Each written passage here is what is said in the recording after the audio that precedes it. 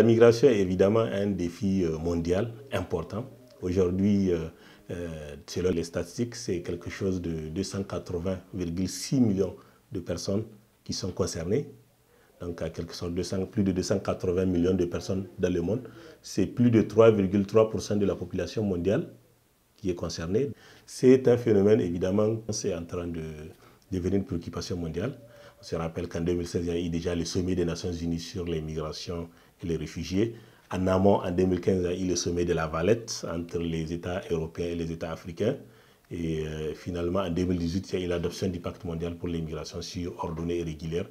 Donc on voit que la communauté internationale accorde une place de choix, si vous voulez, à la question de la migration, donc en raison des enjeux économiques, sécuritaires qui sont autour de la migration. Mais évidemment, sur le continent africain, il y a une surmédiatisation de l'action de l'Union européenne sur la migration. Pourquoi? Parce que justement, c'est là que nous avons la Méditerranée qui nous sépare de l'Union européenne.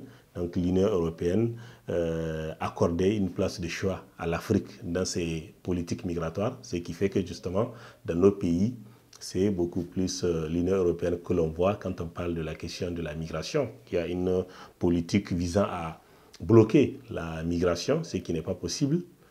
Ça fait des années que l'Union européenne tente cette approche de mettre fin au flux migratoire, mais on sait que la migration est un phénomène indissociable de la vie de l'homme. Et donc nous, en tant qu'organisation de la société civile, ce qu'on suggère, c'est plutôt la régulation de la migration et non la lutte contre la migration. Il faut déjà faciliter les conditions de cette migration parce que c'est le fait que le candidat à la migration explore toutes les options pour aller de façon régulière sans avoir du succès qui l'amène à prendre la route irrégulière. Donc il faut faciliter l'accès aux documents de voyage, aux visas, les conditions d'entrée et de séjour.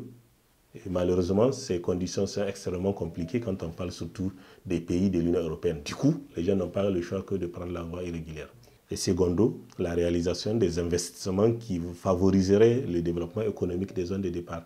Et l'un et l'autre va se compléter. Et j'aimerais à ce titre rappeler que lorsqu'il y a eu le sommet de la Valette entre les pays européens et les pays africains, il y avait un plan d'action avec 3 piliers.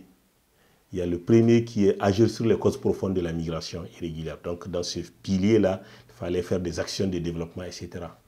Il y a le deuxième pilier qui est la facilitation de la migration légale. Et il y a le troisième qui est l'assistance humanitaire. Et quand on a fait le bilan de la mise en œuvre de ce plan d'action, on s'est rendu compte que le deuxième, c'est là où il n'y a pas eu vraiment des efforts qui ont été faits. Donc les efforts pour faciliter la migration régulière. Il y a eu le Fonds fiduciaire d'urgence de l'Union européenne, les FFI, où des milliards ont été investis sur les 2 autres volets, alors que ce volet de facilitation de la migration légale n'a pas été du tout investi. Cela répond justement à l'objectif de l'Union européenne, parce qu'elle ne veut pas accueillir les migrants.